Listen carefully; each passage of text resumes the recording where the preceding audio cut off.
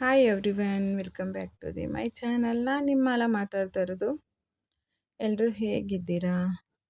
I hope ಎಲ್ಲರೂ ಚೆನ್ನಾಗಿದ್ದೀರಾ ಅಂತ ಕೂಡ ಭಾವಿಸ್ತೀನಿ. ಇನ್ನೂ ನನ್ನ ಚಾನಲ್ಗೆ ಯಾರು ಸಬ್ಸ್ಕ್ರೈಬ್ ಮಾಡ್ಕೊಂಡಿಲ್ಲ ಸಬ್ಸ್ಕ್ರೈಬ್ ಮಾಡ್ಕೊಳ್ಳಿ, ಹಾಗೆ ಆಲ್ ಬಟನ್ ಮೇಲೆ ಪ್ರೆಸ್ ಮಾಡಿ. ಹಾಯ್ ಫ್ರೆಂಡ್ಸ್, ಇವತ್ತು ನಾನು ಊರಿಗೆ ಬಂದಿದ್ದೀನಿ, ನಮ್ಮೂರಿಗೆ, ಹಳ್ಳಿಗೆ. ಇದು ನಮ್ಮದು ಕುರಿಮರಿ. ನಾವು ಒಂದು 20 ಡೇಸ್ ಆಯಿತು. ಒಂದೆರಡು ಕುರಿ ತೊಗೊಂಡಿದ್ವಿ. ಅದರಲ್ಲಿ ಒಂದು ಮರಿ ಹಾಕಿತ್ತು, ತುಂಬ ಚೆನ್ನಾಗಿತ್ತು. ಸಖತ್ ಖುಷಿ ಆಯಿತು. ನನ್ನ ಕುರಿಮರಿ ಅಂದರೆ ತುಂಬಾ ಇಷ್ಟ. ಅದಾದಮೇಲೆ ಹಳ್ಳಿ ವಾತಾವರಣ ಈ ಥರ ಇತ್ತು. ತುಂಬ ಅಂದರೆ ತುಂಬಾ ಖುಷಿ ನನಗೆ. ಹಳ್ಳಿ ವಾತಾವರಣ, ಹಳ್ಳಿಯಲ್ಲಿ ಬೆಳೆದಿರೋಳು ನಾನು. ನೋಡ್ತಾ ಇರ್ಬೋದು, ನಾವಿವತ್ತು ಹಳ್ಳಿ ಕಡೆ ಊರಿಗೆ ಬಂದಿದ್ವಿ, ಅತ್ತೆ ಮನೆಗೆ. ಹಾಗಾಗಿ ನಾವು ಉಸ್ತಿಕಾಯಿ ತಗೊತಾ ಇದ್ದೀವಿ, ಕಿತ್ಕೊತಾ ಇದ್ದೀವಿ. ಸಿಟಿಗಳಲ್ಲೆಲ್ಲ 20 ರೂಪಾಯಿ ಒಂದು ದುಡ್ಡೆ ಅಂತ ಕೊಡ್ತಾರೆ. ಹಳ್ಳಿಗಳಲ್ಲಿ ನಾವೇ ಈ ಥರ ಕಿತ್ಕೊತಾ ಇದ್ದೀವಿ. ಇದರಲ್ಲಿ ಏನು ಉಪಯೋಗ ಐತೆ ಅಂತ ಹೇಳಿದ್ರೆ, ಗ್ಯಾಸ್ಟ್ರಿಕ್ ಪ್ರಾಬ್ಲಮ್ ಇದ್ದರೆ ಬೆಳಗ್ಗೆ ಖಾಲಿ ಹೊಟ್ಟೆಯಲ್ಲಿ ಒಂದು 5 ಉಸ್ತಿಕಾಯಿ ತಿಂದರೆ ಗ್ಯಾಸ್ಟ್ರಿಕ್ ಎಲ್ಲ ಸಾಲ್ವ್ ಆಗ್ತೈತೆ. ಹಾಗಾಗಿ ಸಾಂಬಾರ್ಗೆ ಹಾಕಿದ್ರು ತುಂಬ ಟೇಸ್ಟಿಗೆ ಇರ್ತೈತೆ. ನನಗೆ ಫೇವ್ರೇಟ್ ಅಂತಲೇ ಹೇಳ್ಬೋದು ಇದು ಉಸ್ತಿಕಾಯಿ.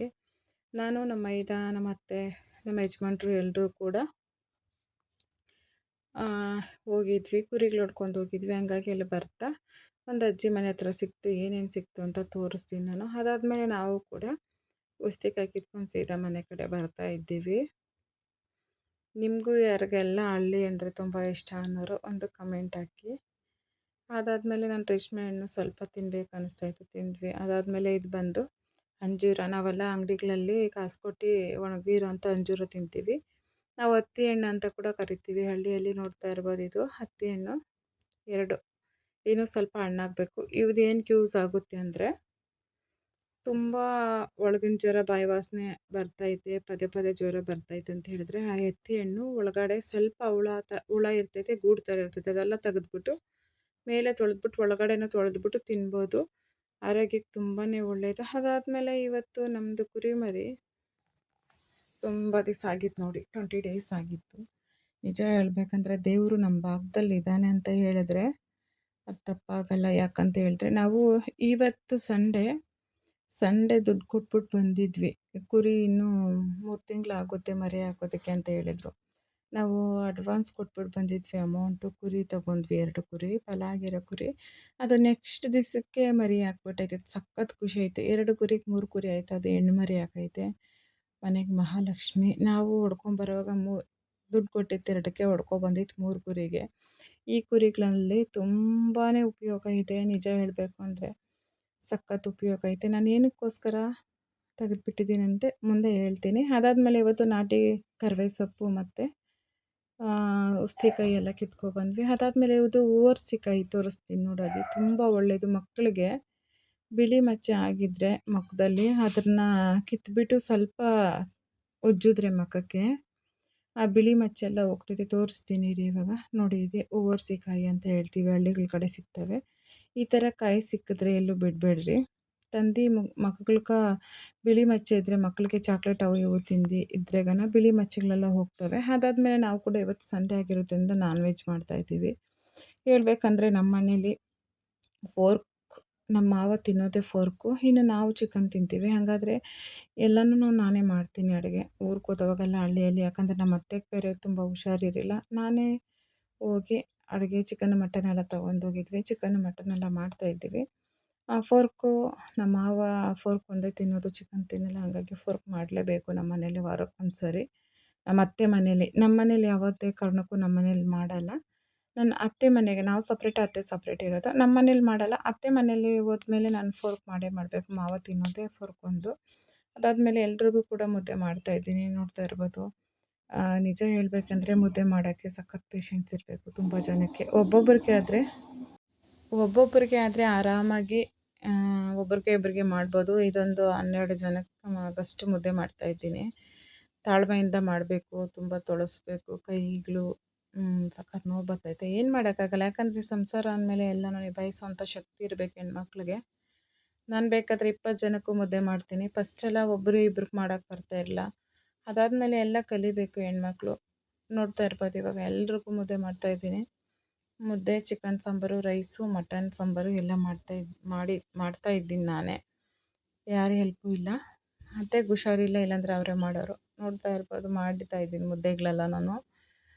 ಈ ಥರ ನಾವು ದೊಡ್ಡದು ಕಲ್ಲೈತೆ ಅದ್ರ ಮೇಲೆ ಕಟ್ಟಲ್ಲ, ಹಂಗಾಗಿ ಇಲ್ಲೇ ಕಟ್ಕೊತೀನಿ. ಒಂದಷ್ಟು ಹಾಟ್ ಬಾಕ್ಸ್ಗೆ ಹಾಕಿ ಇಡ್ತೀನಿ ಲೈಟಾಗಿ ತಿನ್ನೋರಿಗೆ. ಅದಾದಮೇಲೆ ಒಂದಿಷ್ಟು ಜನಕ್ಕೆ ಮೊಳಕೆದಲ್ಲೇ ತಕ್ಷಣಕ್ಕೆ ತಿನ್ನೋರನ್ನ ಮಡಿಕೆಯಲ್ಲೇ ತಿಂತೀವಿ. ತುಂಬ ಅಂದರೆ ತುಂಬಾ ಎಂಜಾಯ್ ಮಾಡ್ತೀವಿ. ಊರಿಗೆ ಹೋದ್ರೆ ನನಗೆ ಸಖತ್ ಖುಷಿ. ಹೇಳ್ಬೇಕಂದ್ರೆ ನನಗೆ ಅಡುಗೆ ಮಾಡೋ ವ್ಲಾಗ್ ಅಂದರೆ ತುಂಬಾ ಇಷ್ಟ. ಬಟ್ ನಾನು ಒಬ್ಬಳೇ ವ್ಲಾಗ್ ಮಾಡಿಕೊಂಡು ಕ್ಯಾಮ್ರಾ ಮುಂದೆ ಒಬ್ಬಳೇ ಮಾಡ್ತೀನಿ. ಅದೊಂದು ಸ್ವಲ್ಪ ಬೇಜಾರು. ಯಾರಾದರೂ ಇದ್ದರೆ ಇಲ್ಲ ಕ್ಲಿಂಬರ್ ಇದ್ದಿದ್ರೆ ತುಂಬ ಚೆನ್ನಾಗಿರ್ತೈತೆ, ಇನ್ನು ವೀಡಿಯೋ ತುಂಬ ಕ್ಲಿಯರಾಗಿ ಬರ್ತಾಯಿತ್ತು. ಆದರೂ ಕೂಡ ಫೋನಲ್ಲೇ ನಾನು ನನಗೆ ತಕ್ಕ ಮಟ್ಟಿಗೆ ವೀಡಿಯೋ ಎಷ್ಟು ಆಗುತ್ತೋ ಅಷ್ಟು ಮಾಡ್ತೀನಿ. ಯಾವುದೇ ರೀತಿ ನನ್ನ ಚಾನಲಲ್ಲಿ ಎಡಿಟಿಂಗ್ ಇಲ್ಲ. ಏನಾಯಿತು ಫ್ರಾಂಕಲ್ಲಿ ಅದೇ ನಾನು ವೀಡಿಯೋ ಅಪ್ಲೋಡ್ ಮಾಡ್ತಾ ಇರ್ತೀನಿ. ನೋಡ್ಬೋದು ನಾನು ಎಲ್ಲ ವೀಡಿಯೋನು ಇಷ್ಟು ವೀಡಿಯೋ ಹಾಕ್ತೀನಿ, ಯಾರು ಕೂಡ ಇಷ್ಟಪಟ್ಟು ನೋಡಿ ಒಂದು ಕಮೆಂಟ್ ಕೂಡ ಹಾಕಲ್ಲ. ನಿಮಗೂ ಉಪಯೋಗ ಆಗುತ್ತೆ ನನ್ನ ವ್ಲಾಗ್ ನೋಡೋದ್ರಿಂದ. ಯಾಕಂದರೆ ಹಳ್ಳಿಯಲ್ಲಿ ಸಿಗುವಂಥ ಫುಡ್ಸ್ ಆಗಿರ್ಬೋದು, ಒಂದು ತರಕಾರಿ ಆಗಿರ್ಬೋದು, ಅದರಿಂದ ಏನೇನು ಉಪಯೋಗ ಐತೆ ಅಂತ ಎಲ್ಲ ತಿಳಿಸ್ಕೊಡ್ತೀನಿ. ಇದು ರಾಗಿ ಮಾಲ್ಟು, ರಾಗಿ ಮುದ್ದೆ ತುಂಬ ಜನಕ್ಕೆ ಸಿಟಿಗಳಲ್ಲಿ ತಿನ್ನಲ್ಲ. ನಾವಂತೂ ಪ್ರತಿದಿನ ನೈಟು ನಮ್ಮ ಮನೇಲಿ ಮುದ್ದೆ ಸಾಂಬಾರೇ ಇರಬೇಕು. ಅದೊಂಥರ ನಮ್ಮ ಮನೇಲಿ ಸ್ಪೆಷಲ್ ಅಂತಲೇ ಹೇಳ್ಬೋದು. Life long ಸ್ಪೆಷಲ್ಲೇ.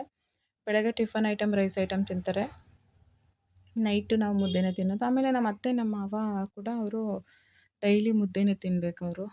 ಹಂಗಾಗಿ ನಾವು ಡೈಲಿ ಮುದ್ದೆ ಮಾಡ್ತೀವಿ. ಅನ್ನ ಕಡಿಮೆನೇ ನಮ್ಮ ಅತ್ತೆ ಮನೇಲಿ. ನಮ್ಮ ಮಾವ ಅಂತೂ ಸ್ವಲ್ಪ ರೈಸ್ ಅಷ್ಟೇ ತಿನ್ನೋದು. ಮುದ್ದೆ ಇನ್ನು ಹೋಟ್ಲಲ್ಲಿ ಹೋಗಿ ತಿನ್ನಬೇಕಂದ್ರೆ, ಈ ಮುದ್ದೆ ತಿನ್ನಬೇಕಂದ್ರೆ 50 ರೂಪಾಯಿ ಒಂದು ಮುದ್ದೆ. ಇನ್ನು ಪುಟ್ಟದಾಗಿ ಇರ್ತೈತೆ ಅಂಥ ಮುದ್ದೆಗೆ 30 ರೂಪಾಯಿ ಕೊಡ್ತೀವಿ. ನಾನು ಕಟ್ಟುವಂಥ ಮುದ್ದೆ ಒಂದು 50 ರೂಪಾಯಿ ಆಗಿರ್ತದೆ ಒಂದು ಮುದ್ದೆ, ಒಂದು ರಾಗಿ ಮುದ್ದೆ. ತುಂಬ ಚೆನ್ನಾಗಿ ಮಾಡ್ತೀನಿ. ನಾವು ಮಾಡೋ ಥರ ಮಿದ್ದಿ ಚೆನ್ನಾಗಿ ಮಾಡಲ್ಲ ಮುದ್ದೆ ಹೋಟ್ಲುಗಳಲ್ಲಿ. ಸುಮ್ಮನೆ ಏನೋ ಹಂಗೆ ಸ್ವಲ್ಪ ಇದಾಗ್ತಾರೆ. ನಾನು ಯಾವುದೇ ರೀತಿ ಇಲ್ಲಿ ತುಪ್ಪ ಗಿಪ್ಪ ಎಲ್ಲ ಬಳಸಲ್ಲ. ಬರೀ ನೀರಲ್ಲೇ ನಾವು ಕೈ ಎತ್ಕೊಂಡು ಬಿಸಿ ಆಗ್ತೈತೆ ಅಂಥೇಳಿ ಮಾಡ್ತೀವಿ. ಮುದ್ದೆ ಹೆಂಗಿರಬೇಕು ಅಂತ ಹೇಳಿದ್ರೆ ನಮ್ಮ ಮಾವ ಹೇಳ್ತಾರೆ, ಮುದ್ದೆ ಗೋಡೆ ಕೊಡಿದ್ರೆ ಮುದ್ದೆ ರಿಟರ್ನ್ ಬರಬೇಕು, ಆ ಥರ ಇರಬೇಕು, ಇಲ್ಲಾಂದರೆ ಅವ್ರು ತಿನ್ನಲ್ಲ. ಮುದ್ದೆ ಮೆತ್ತಗೆ ಮಾಡಿದ್ರೆ ಮುದ್ದೆಯಲ್ಲಿ ತುಂಬ ಇದು ಇರ್ತೈತೆ. ನಾವು ಹೇಳ್ಬೇಕಂದ್ರೆ ಮುದ್ದೆಗೆ ಸ್ವಲ್ಪ ರಾಗಿ ಮಿಷಿನ್ಗೆ ಹಾಕ್ಸ್ಕೋಬೇಕಂದ್ರೆ ಸ್ವಲ್ಪ ಮೆಂತ್ಯ ಹಾಕ್ಕೊತೀವಿ. ಏನಕ್ಕಂತ ಹೇಳಿದ್ರೆ ಮೂಳೆಗಳಿಗೆ ಬಲ ಕೊಡ್ತೈತೆ. ಮಕ್ಳಿಗೂ ತುಂಬ ಒಳ್ಳೆಯದು, ಆರೋಗ್ಯವಾಗಿರ್ತದೆ. ಮತ್ತು ಶುಗರ್ ಗೀಗರ್ ಇದ್ದರೆ ಅಂಥವ್ರಿಗೆಲ್ಲ ತುಂಬ, ಶುಗರ್ ಇರೋರಿಗೆ ಯೂಸ್ ಆಗೋಲ್ಲ, ಎಲ್ರಿಗೂ ಯೂಸ್ ಆಗುತ್ತೆ ಅಂತ ಹೇಳಿ ಮೆಂತ್ಯ ಆ್ಯಡ್ ಮಾಡ್ಕೊತೀನಿ ನಾನು. ಹುರ್ದು ರಾಗಿ ಮಿಷಿನ್ಗೆ ಹಾಕ್ಸ್ಕೊಂಬರ್ತೀವಿ. ಇನ್ನು ನೋಡ್ಬೋದು ಇಷ್ಟು ಮುದ್ದೆ ಮಾಡಿದ್ದೀನಿ, ಇನ್ನು ತೊಳಸ್ತಾನೆ ಇದ್ದೀನಿ. ಟೋಟಲು 13 ಮುದ್ದೆ ಮಾಡಿದ್ದೆ ನಾನು. ಒಂಥರ ಹೆಮ್ಮೆನೇ ನನ್ನ ಬಗ್ಗೆ, ನನಗೆ ಖುಷಿನೇ. ಎಲ್ಲ ಥರ ಕೆಲಸಗಳು ನಿಭಾಯಿಸ್ತೀನಿ. ಹಳ್ಳಿ ಥರ ಕೆಲಸಗಳು, ಹೊಲದಲ್ಲಾಗಿರ್ಬೋದು, ಕುರಿ ಮೇಯಿಸೋದಾಗಿರ್ಬೋದು, ಮನೇಲಾಗಿರ್ಬೋದು, ಎಲ್ಲ ಥರ ಕೆಲಸ ನಿಭಾಯಿಸೋ ಶಕ್ತಿ ನನಗೈತೆ. ಅದಾದಮೇಲೆ ನಾವು ಇವತ್ತು ಮೇಲೆ ಬಂದಿದ್ದೀನಿ ನಮ್ಮ ಮನೆ ಮೇಲೆ. ಒಂದು ಸ್ವಲ್ಪ ವೀಡಿಯೋ ಮಾಡೋಣ ಇನ್ಸ್ಟಾಗ್ರಾಮಲ್ಲಿ ಅಂದ್ಬಿಟ್ಟು ರೀಲ್ಸ್ ಅಪ್ಲೋಡ್ ಮಾಡೋಕ್ಕಂತ ಮೇಲೆ ಬಂದೆ. ಹಾಗಾಗಿ ವೀಡಿಯೋ ಮಾಡ್ತಾಯಿದ್ದೆ, ನೋಡ್ತಾ ಇರ್ಬೋದು. ಅದಾದಮೇಲೆ ನಾವು ಚಿಕನ್ ಮಟನ್ ಆಯಿತು, ಒಂದು ಸ್ವಲ್ಪ ಜನ ಎಲ್ಲ ತಿಂದಿದ್ವಿ. ನಾನು ತಿನ್ನಬೇಕಾಗಿತ್ತು, ನೋಡ್ಬೋದು ಚಿಕನ್ನು ಮಟನ್ನು ಮಾಡಿದೆ. ಇವತ್ತಿನ ಬ್ಲಾಗ್ ಇಷ್ಟ ಆಗಿತ್ತು. ನನ್ನ ಬ್ಲಾಗಲ್ಲಿ ಆಲ್ಮೋಸ್ಟ್ ನಾನ್ ವೆಜ್ ರೆಸಿಪೀಸು ಇರ್ತೈತೆ. ಎಲ್ಲರೂ ಕೂಡ ನೋಡಿ ಒಂದು ಕಮೆಂಟ್ ಹಾಕಿ. ಫುಲ್ಲು ಡೀಟೇಲಾಗಿ ಹಾಕಿದ್ದೀನಿ ವೀಡಿಯೋಗಳು, ನೋಡಿ ಚೆಕ್ ಮಾಡಿ ಒಂದು ಕಮೆಂಟ್ ಹಾಕಿ. ಅದಾದಮೇಲೆ ನಾವು ನಮ್ಮ ಕುರಿಗಳಿಗೆ ಈ ಥರ ಶೆಡ್ ಕಟ್ಟಿದ್ವಿ. ತುಂಬ ಕುರಿಗಳಿತ್ತು. ಮಂಚಿಗೆಯಲ್ಲಿ ನಮ್ಮ ಮಾವ ಮಲಗ್ತಾರೆ. ಇನ್ನು ಮತ್ತು ನಮ್ಮ ಯಜಮಾನ್ರು ಎಲ್ಲ ಇಲ್ಲಿ ಎಂಜಾಯ್ ಮಾಡ್ತಾಯಿದ್ವಿ. ನಮ್ಮ ಮಕ್ಳಿಗೆ ಸಿಟಿ ಲೈಫ್ಗಿಂತ ಹಳ್ಳಿ ಲೈಫ್ ಜಾಸ್ತಿ ಇಷ್ಟ ನನ್ನ ಥರನೇ. ಹಾಗಾಗಿ ನಾವು ಇಲ್ಲಿ ಬಂದು ವಾರಕ್ಕೊಂದ್ಸರಿ ಟೈಮ್ ಸ್ಪೆಂಡ್ ಮಾಡ್ತೀವಿ. ಸಖತ್ ಖುಷಿ. ಅದಾದಮೇಲೆ ಇದು ಅಲ್ಲಿ ನಮ್ಮ ತಿಪ್ಪೆಗ್ಲ ಹತ್ರ ಈ ಥರ ಹೂವಾಯಿತು. ಚಿಕ್ಕ ಮಕ್ಕಳೆಲ್ಲ ನಾವು ಈ ಥರ ಮೂಗ್ಬೊಟ್ಟು ಇಟ್ಕೊಂಡು ನೋಡ್ಕೊತಾ ಇದ್ವಿ, ಮೂಗ್ಬೊಟ್ಟಿಟ್ರೆ ಹೆಂಗಿರ್ತೀವಿ ಅಂತ. ಬಟ್ ಇವಾಗ ಆಲ್ಮೋಸ್ಟ್ ನಾವು ಮೂಗ್ಬೊಟ್ಟು ಕುಚ್ಕೊಂಡಿದ್ದೀವಿ. ಆದರೂ ಕೂಡ ಈ ಥರ ಎಲ್ಲ ಎಂಜಾಯ್ ಮಾಡಿದ್ವಿ ಅಂತ ಒಂದು ನೆನಪು. Thank you for watching. Next ವ್ಲಾಗಲ್ಲಿ ಸಿಗೋಣ. ಟೇಕ್ ಕೇರ್, ಬಾಯ್.